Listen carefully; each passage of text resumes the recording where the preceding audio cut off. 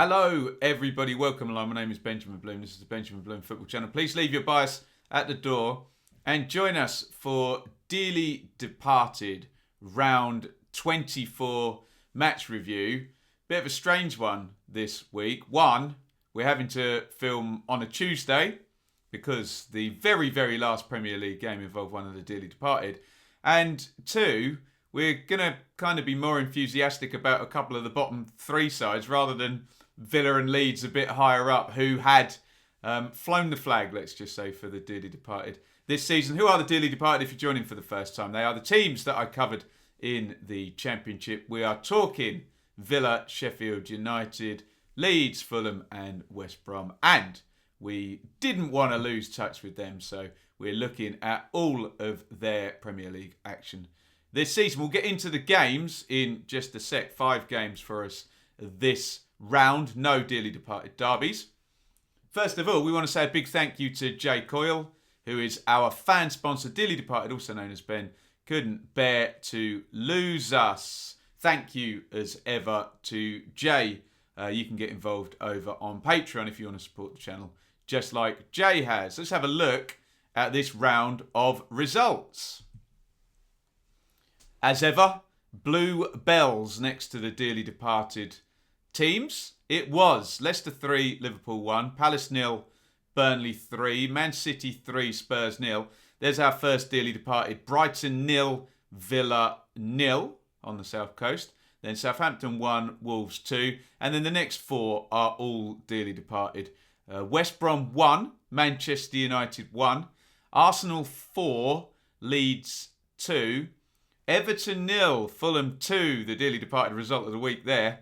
West Ham 3, Sheffield United 0. And, I lied. The very last game wasn't a Dearly Departed game. It was Chelsea 2, Newcastle 0. As ever, we will work from the top downwards. So, here we go. And here is this week's first game. And it was Brighton 0, Aston Villa 0. Brighton have been in good form recently, haven't they? They've been annoying the Dearly Departed teams that are in the bottom 3 with their recent good run of form, including a win up at Liverpool as well. Villa, a bit stripy of late. So, I guess they'll appreciate a draw and a clean sheet. But when we talk about the context of this game, it's a fairly straightforward narrative, really. Villa's goalkeeper played really well. Villa didn't really play that well. These are Dean Smith's words as well. And they escaped with a clean sheet and a point. If you're not going to play well, don't lose, keep a clean sheet, and at least have the positive of Martinez playing well. There are the teams there for Villa. Martinez, Cash, an injury there. He's going to go out for El Mohammadi on 61. Let me know if you got any info on that in the comments. Konza Ming's target. Douglas Luiz returns with McGinn. I think Nakambu played the last game, hadn't he? Traore, Barkley, Grealish, Watkins. The first bit of criticism for Barkley from a couple of Villa fans saying, hasn't quite been so good since he came back from injury as he was before injury. Let me know what you think about that. I always thought this Villa team, as it stood, was kind of set in stone, other than front right where Traore, El Ghazi and Trezeguet duke it out. Is it they switch around there, 10 position? I don't know. You tell me. There's the Brighton team. Sanchez, Veltman, White, Dunk, Burn, no Webster, Bissouma, Auzathoth, McAllister, Gross, Trossard and Mopai, who'll be very familiar to Dean Smith because he had him at Brentford, didn't he? I only put one picture up from this one. There's 3 or 4 really good saves by Martinez in the goal. You see Dan Burn there, agog that his header hasn't gone in. Martinez tips it around the post. There's a few. Go back and watch the highlights. One, I think it's 2 where they're deflected and he has to adjust on the fly. I thought that was the best one. Hey, that's all subjective. What we do know is that Martinez was excellent. And Brighton probably think they should have won the game. Look at that, 26 shots to 4, 9 on target to 1, 9 corners to 2. Villa will be pleased with that one stat. Only 2 big chances conceded. But I don't suspect we'll have many Villa fans in the comments saying, oh no, Ben, we deserve to win that one. I think the narrative fairly straightforward. Have a look at the table. Villa in 8th. Still only 8 defeats. Been a good season, hasn't it? And I suppose that solidity with Mings and Konza and Martinez at the back is a really, really good thing. Back-to-back clean sheets now for Villa after the defeat against West Ham. It's fairly tight there, but Everton lost above them. Liverpool have lost 3 on the bounce, and I suppose then there's a 6-point gap up to West Ham, who are just a slightly different level of consistency. But look, if you gave Villa 8th now, I'm sure they'd be more than happy. Look, above Tottenham and Arsenal there. Very good work from the Villains. And as you can see, stripy until then. Lost one. And now we add the draw into that with the clean sheet. I suppose chalk it off. Give a big tip of the cap to the goalie Martinez. Move on to the next one. Let me know what you think in the comments on that. Brighton 0, Aston Villa 0. And we're going to get plenty of goals in this one and incident as well. Arsenal 4, Leeds United 2. And I've got to mention it, Leeds fans, the London curse continues. I don't know my exact numbers, but I think 2017. So we're into year number 4 of this curse, which is not great, is it? It'll come. Don't you worry. It'll come. They still got to play Fulham. Maybe they'll do it there. But Leeds go down 4-2 to Arsenal and a Pierre-Emerick Aubameyang hat-trick. Now, here's your Leeds team, and I'd be very interested in Leeds fans' thoughts on this because, well, let me read it to you. So, Meslier plays in goal, fine. Alioski left back, Cooper centre back, fine, whatever. Now, Calvin Phillips is not going to play. So the solution is here that Pascal Struijk plays in the central defensive midfield position. Now, there are other solutions here that wouldn't involve Luke Ayling, then a right back playing at centre back, or Jamie Shackleton, who is a massively fit Duracell Bunny type player. Big fan. He's not right back though, is he? I know sometimes managers think that the most 2 adaptable positions are actually fullback and central midfield if those positions are predicated in the main on running. I don't know. I mean, you tell me another way around this without Rodrigo and Calvin Phillips. If you look down at the bench, the obvious name is Pablo Hernandez, so he could take a central midfield position. Click could play in the deep position. Dallas could play in the deep position. Tyler Roberts has played the sort of Bielsa, where it's kind of like a striker in a withdrawn. It's not really a number 10 ever, is it? But you know what I'm saying. We don't criticise Mr. Bielsa very often because of the great work he's done and the brilliant football we see. But is there a little bit of an idea there that, you know, stick Ayling at right back, Struijk at centre back, and just keep that a bit more solid? And even with the patterns of play as well, Ayling's very key to this in getting up and down that right hand side. And I'm not saying Shackleton hasn't got the legs to do it, but Ayling's done it for 2 2/3 season now, hasn't he? Anyway, let me know your thoughts on the selection there. Rafinha and Harrison wide, fine. Click and Dallas, fine. Bamford. So we do need to say in defence of Bielsa there, in messing around at the back there, he's managed to leave the front 5 even, all the same. So we have to give him that. But hey, they've conceded 4 goals in this game, and scored 2. So it wasn't the front where the problems were, it was the back. Very easy for me to say that with hindsight. Of course, Arsenal have Leno in goal, Bellerin, Luiz, Gabriel, Suarez, Xhaka, Ceballos, Smith Rowe, Odegaard, Saka, and Aubameyang up top, who's going to get the hat-trick. And it's not going to be a very good day for Illan Meslier, who was actually in our Heroes and Villains video, voted for by subscribers as one of the villains of the week. You tell me on that goal. Aubameyang, nice foot, nice step over.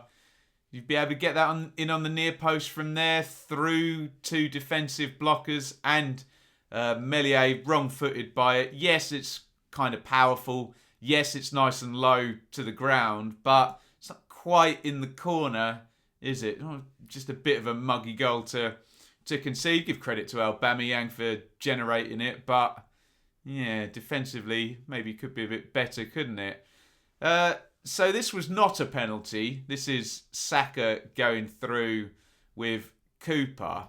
We're at this annoying point now with players and penalties where they go into a duel knowing that they're going to go down. We saw this with Gallagher for Blackburn in the watch-along we did at the weekend. So he goes into the duel knowing, even before he touched the ball, right, we're coming together.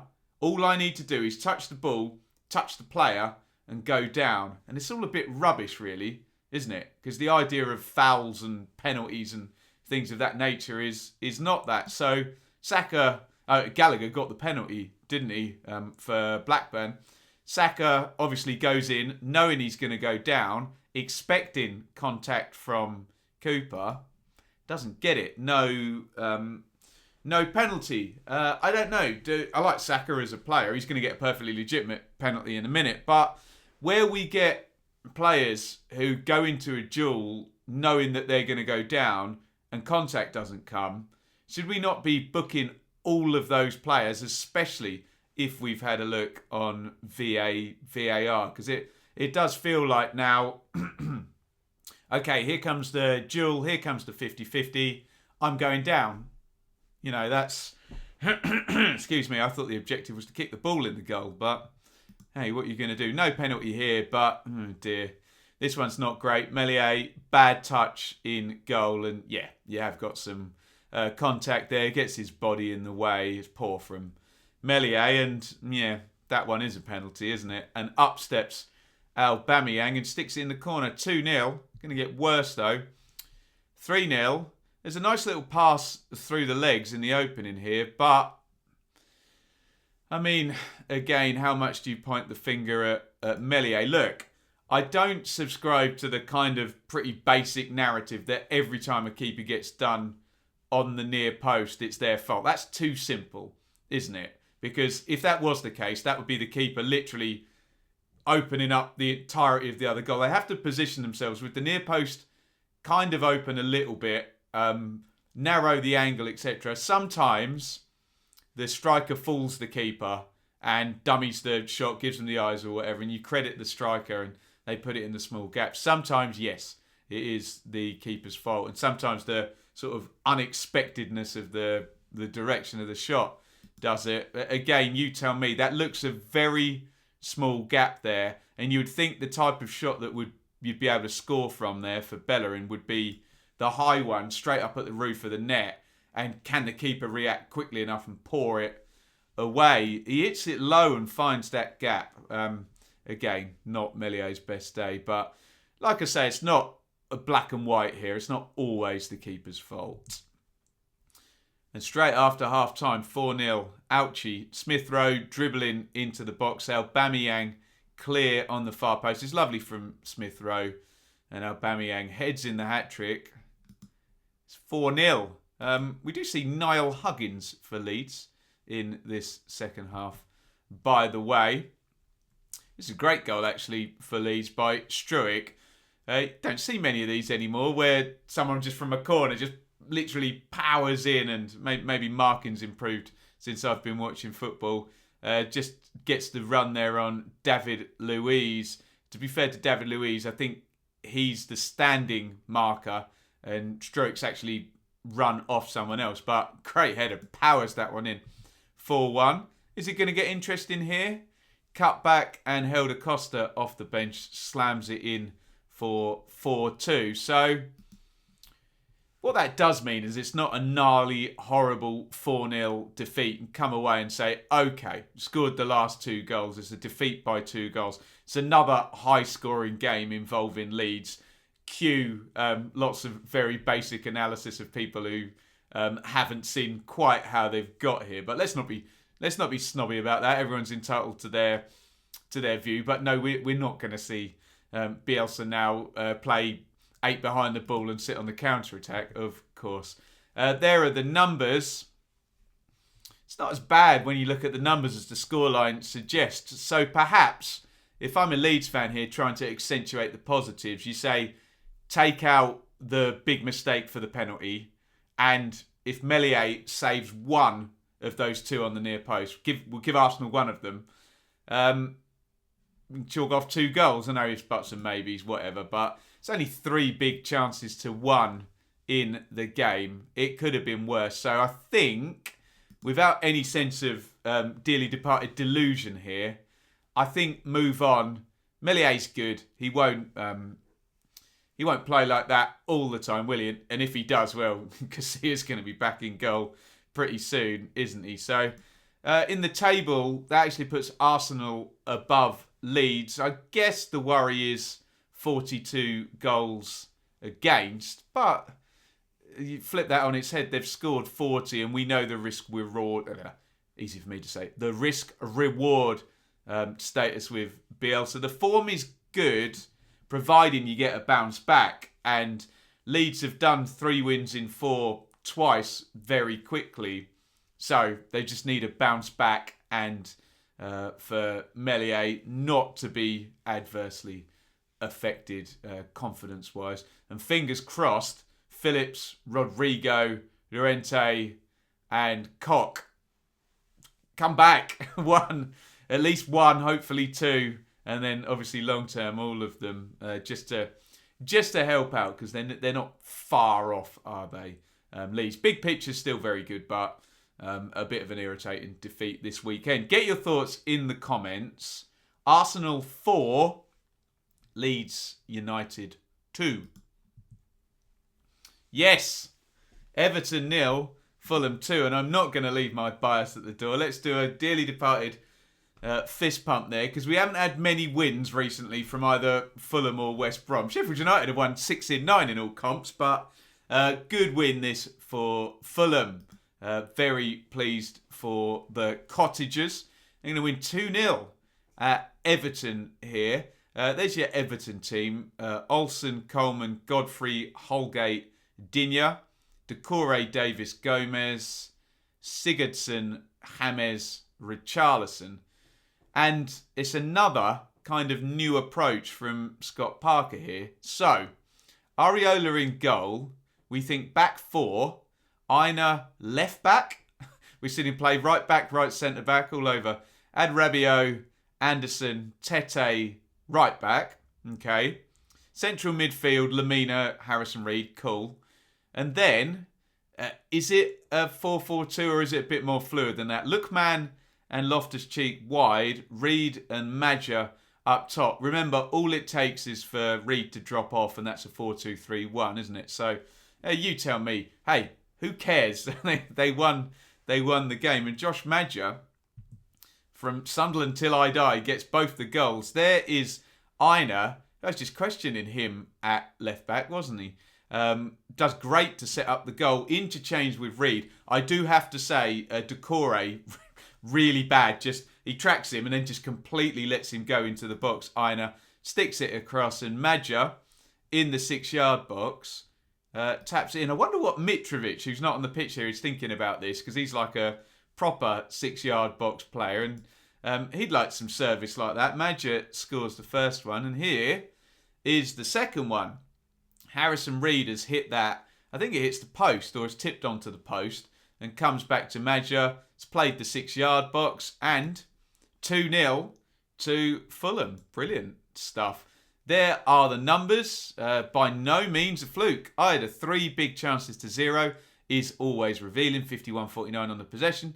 12 shots to 7. 3 on target to 2. Only in the corners do Everton come out on top. And whoop-de-doo, we have more corners. Give us the 3 points. Doesn't work like that, does it? So, let's have a look now at the bottom three, which I've tried not to get too excited about given the huge gaps that have been in there. However, we have a situation this week where Fulham have won and Newcastle, who are 17th, have lost. So there has been a 3-point swing, and we are now at a 7-point gap with a game in hand to Fulham with 15 to play.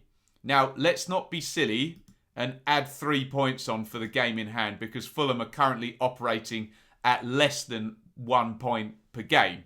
So, you know, to be perfectly fair, we should add on less than a point for that game in hand.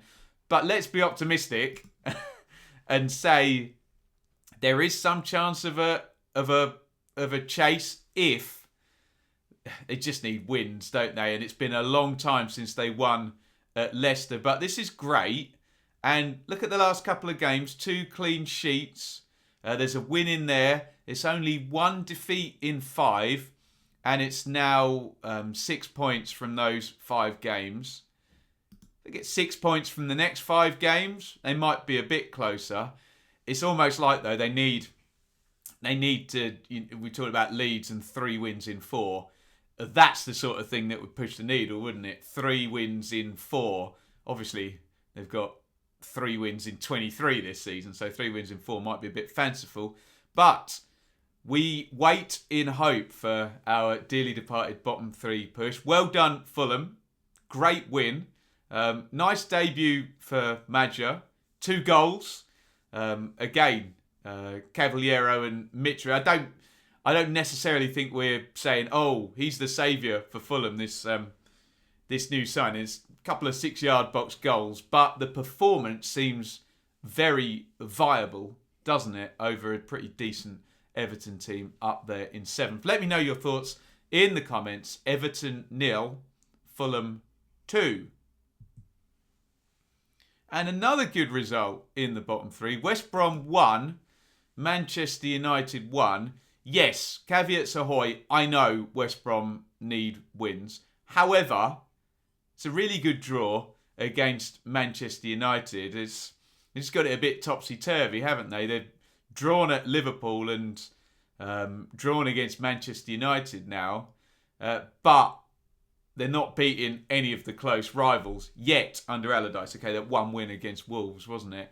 But definitely feels like some positives and some things that, if it trends in the right direction, look good for West Brom coming out of this game, which they frankly could have won. When we look at the action, Johnston in goal, Peltier, Ajayi, Bartley, and Townsend. Yokushlu, who I'm not massively familiar with. So, we've had back threes, we've had different strategies. We've now got a couple, if you look down the middle of the team now, 3 Allardyce players in Yokushlu, Maitland-Niles and Diagne. Oh, and Snodgrass as well. So he's putting his print on it, isn't he? Let me go through that midfield, by the way. Snodgrass, Maitland-Niles, Gallagher, Pereira and Diagne up top. Go with that now? Stick with it, Sam? I wonder. Will the points come? For Manchester United, De Gea, Wan-Bissaka, Lindelof, Maguire, Shaw, McTominay, Fred, Rashford, Fernandes, Martial, Cavani. Wow. It makes it sound a really good result when you do actually analyse what's available to both.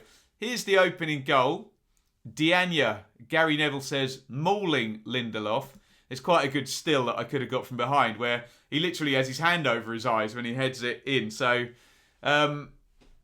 you tell me, I'm not sure what VAR was looking at. You wouldn't have been surprised if it got disallowed, but Diagne gets on the score sheet for the Baggies.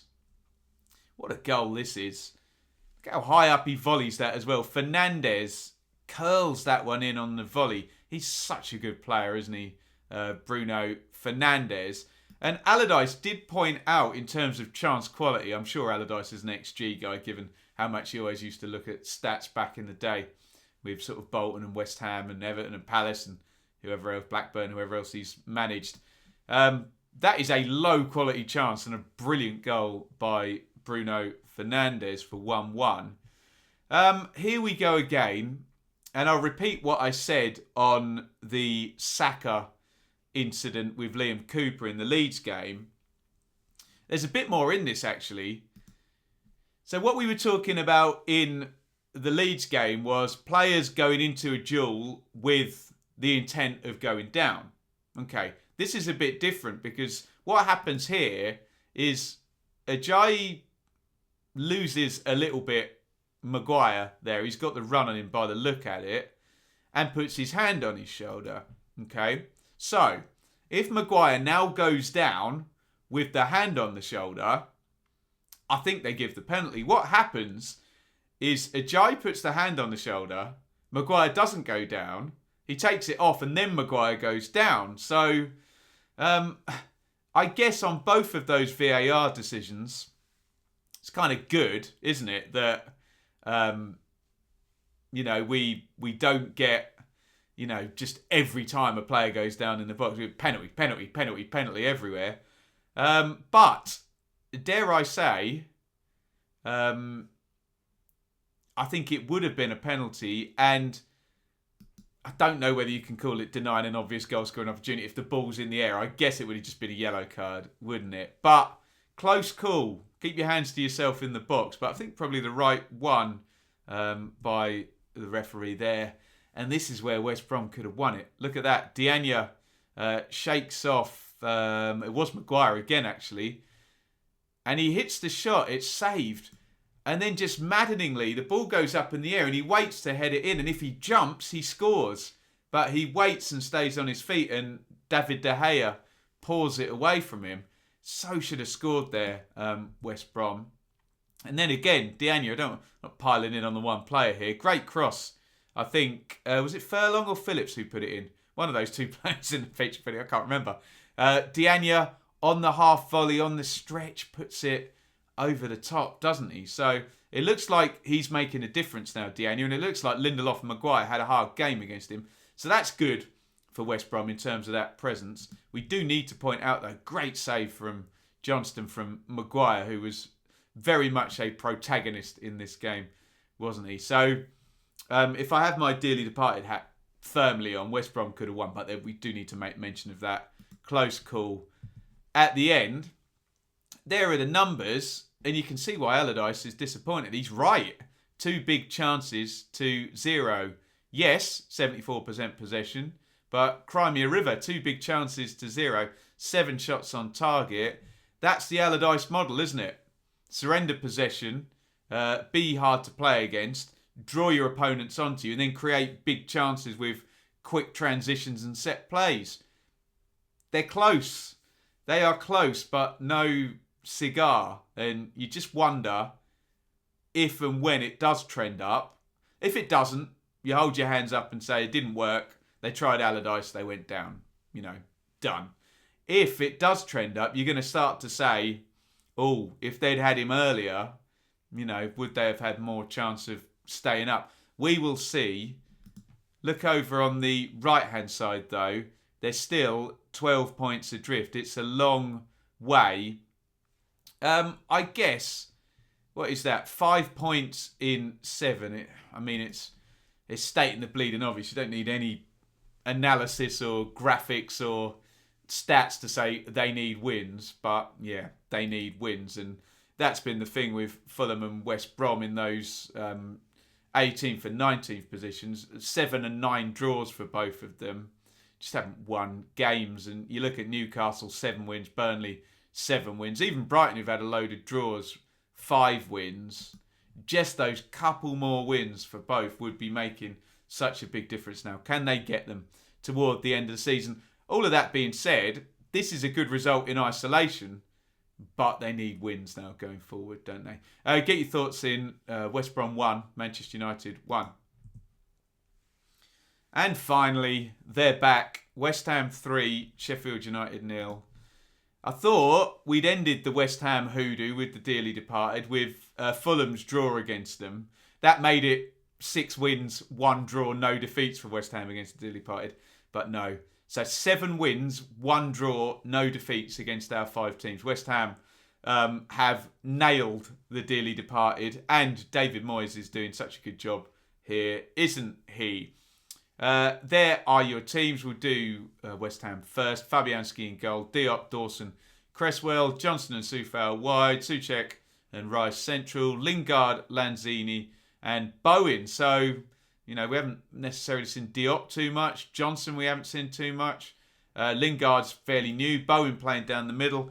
They're just in a good moment, aren't they, West Ham? And you could say Sheffield United are in a good moment as well, because they've been winning winnable games recently, and perhaps we need to just judge West Ham this season. They're in the top 4 as a really hard game, and this is the double that West Ham have done on the Blades. Ramsdale in goal, Basham. Egan goes off on 85. I hope he's okay. Let me know if there's any info. If you've got anything in the comments, let me know. Ampadu. Stevens returns. That's good news. Bogle is the other wing back. Lundstrom, Norwood, Osborne. So no Fleck. Billy Sharp starts with Dave McGoldrick. Wow. 2021, who would have thought Billy Sharp and David McGoldrick, a Premier League front 2 there. Looks like the injuries are easing up, are they? If you look on the bench, you've got Lowe and Burke, Baldock, Brewster, McBurney. They could really do with Jack O'Connell, Sander Berger, and Dean Henderson as well. But hey, that's not an injury, is it? Anyway, looking up slightly in terms of, you have to say, since when it was like 18 games without a win, things are trending upwards for Sheffield United. Maybe a little bit too late, but they come a cropper in this one. And this is classic David Moyes West Ham. That's Basham taking Lingard down for the penalty. However, this is where West Ham's so good. They're tight, they're in shape. I think it's Norwood gets caught on the ball. And it's just a real quick attack. We were talking about what Allardyce wants to do with West Brom.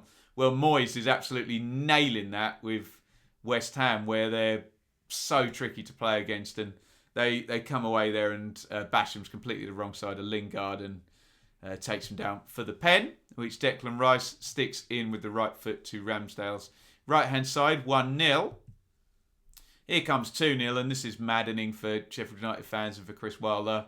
Set play, Cresswell, in it goes. It's Diop on the near post there, and he just glances it in. It's so straightforward. We saw exactly the same thing when I did the watch-along Sheffield United against Spurs, where the corner just dropped into the 6-yard box. Bosch, header, goal, and you conceded a penalty in a set play. So, maybe architects their own downfall, especially considering how the ball was turned over for the first goal. And then nice from Ben Rama in the first instance to work the space. But when you look at that, that's just poor, isn't it? You've got a kind of attempt to block there. 2 players close by. Fredericks has got room. Ramsdale, he wants more protection from the blockers than that. It's good from Fredericks. Hits it nice and hard and low into the corner. But, okay, Ben Rama, nice feet. Can we get a better block on that shot? I'm sure Chris Wilder will be saying, yes, they should. 3-0. Boom. 3 big chances to 2. So that number there in isolation intimates that you have 2 teams here. One's functioning beautifully efficiently and one is not. As in West Ham have had 3 big chances and won a game 3-0. And Sheffield United have had 2 big chances and not scored and lost a game 3-0. Otherwise, 9 shots to 5 on target, 7 corners apiece. It's just Moyes' West Ham, isn't it? It doesn't matter how much possession you have against them. They'll still make chances against you and then still make it hard for you to make chances. So, bit of a disappointing one for Sheffield United. And the win-loss, win-loss, win has now gone to back-to-back defeats. Although, I mean, look, 2 of the wins there, Newcastle and West Brom, surprising one against Manchester United. However, the 4 recent defeats, look, Tottenham, Man City, Chelsea and West Ham. So, Tottenham, I suppose, are 9th, aren't they? But Chelsea 4th, West Ham 5th, and Manchester City 1st. Sorry, I think I said earlier in the video West Ham in the top 4. They were until Chelsea won, let's just say. But so trending upwards, Sheffield United, getting players back. It's very, very basic. They're 14 points away from safety. They just need to continue trending upwards and see where it takes them. Try and get Stevens, O'Connell back at some point, Berger back at some point, and have a trend for the second half of the season. If you look at the recent results, 9 points in the last 7 games.